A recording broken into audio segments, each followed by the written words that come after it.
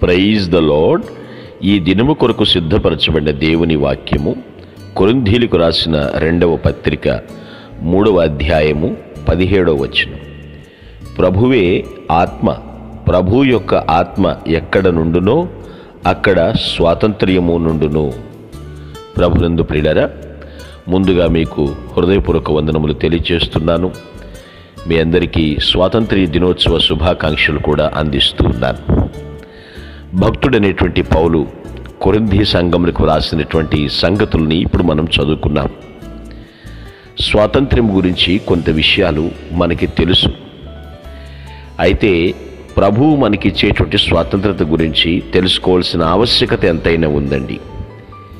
ప్రభువే ఆత్మ, ప్రభు యొక్క ఆత్మ ఎక్కడ ఉంటే అక్కడ స్వతంత్రం అనేటువంటి మాట. తండ్రి, కుమార, పరిశుద్ధాత్మ త్రిత్వం గురించి మనం తెలుసుకోవాలి. అంటే తండ్రి కుమారుడు ఎలాగో అలాగే ప్రభువు ఆత్మ కూడా ఏకముగా ఉన్నారు. దేవుని ఆత్మ కార్యాలు చాలా ఉన్నాయి. మనము పాపము ఒప్పుకోవాలన్నా పరిశుద్ధాత్ముడు ఒప్పించాల్సిందే.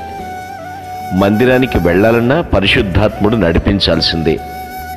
తండ్రి ఆకర్షించితేనే కానీ ఎవ్వరు కూడా ఆయన యొద్దకు రాలేరు. అటువంటిది స్వాతంత్ర్యం విషయంలో కూడా మనం ఆలోచించాలి. ప్రభు యొక్క ఆత్మ ఎక్కడ ఉండునో అక్కడ స్వాతంత్ర్యం.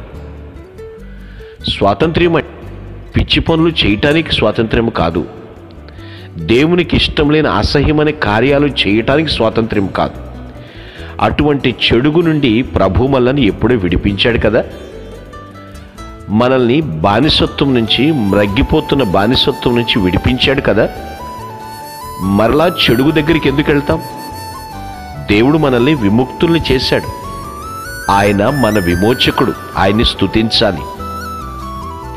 మరి దేని నుండి అండి విడుదల? ఇప్పుడు మాట్లాడేది స్వతంత్రత దేని నుంచి?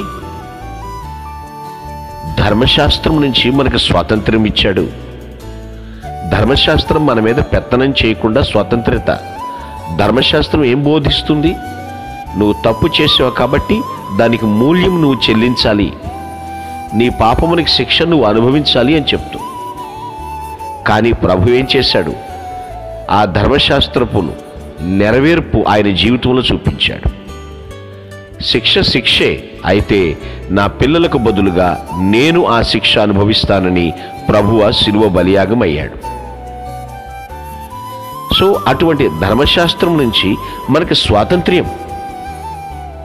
కేవలము ధర్మశాస్త్రం నుంచి మాత్రమే కాదు, ఏం జరుగుతుందో అన్నటువంటి భయం నుండి కూడా మనకు స్వాతంత్రం ఇచ్చాడు. భయం మన మీద పెత్తనం చేయదిక. భవిష్యత్తు గురించి తెగ భయపడిపోతుంటారు కొందరు. నువ్వు పాపము నుంచి బయటికి రా, దేనికి భయపడతావు?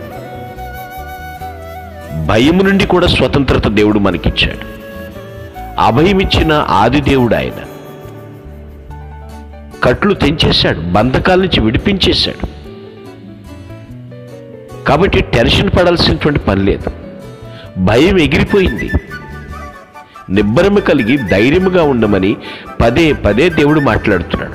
కనీసం రోజుకొక్కసారైనా దేవుడు చెప్తూనే ఉన్నాడు తన వాక్యం ద్వారా.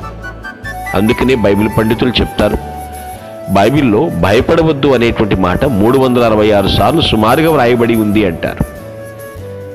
ధర్మశాస్త్రం నుంచి మనకు స్వతంత్రత వచ్చింది, భయం నుండి మనకు స్వతంత్రత వచ్చింది. అంతేకాదు, ప్రభువుని కలిగినటువంటి మనం పాపము నుండి విడుదల పొందాము. ఇది చాలా శ్రేష్టమైనది. సిన్, పాపం మన మీద పెత్తనం చేయకుండా దేవుడు పక్కకు తీసుకొచ్చాడు. మానవుడు కావాలని దాన్ని జుర్రుకుంటే తప్ప పాపానికి ప్రభువు బిడ్డపై అధికారం లేదు. విమోచకుడు మనల్ని విమోచించాడు.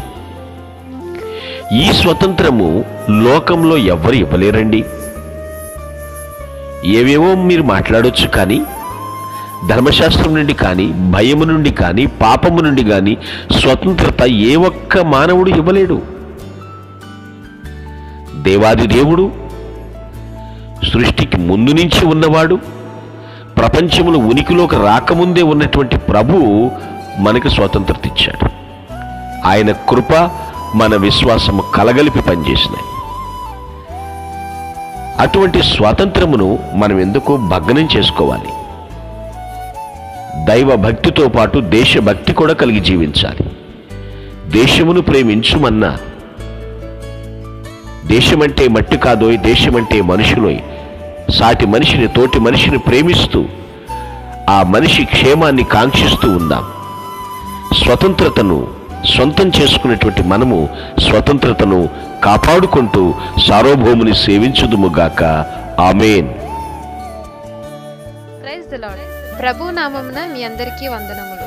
ఈ మా సందేశముల ద్వారా మీరు ఆశీర్వదింపబడినట్లయితే మీ తోటి వారికి షేర్ చేసి దేవుని రాజ్య సువార్తలో మీరు కూడా పాలుభాగస్తులు కావాలని ఆశిస్తున్నాం.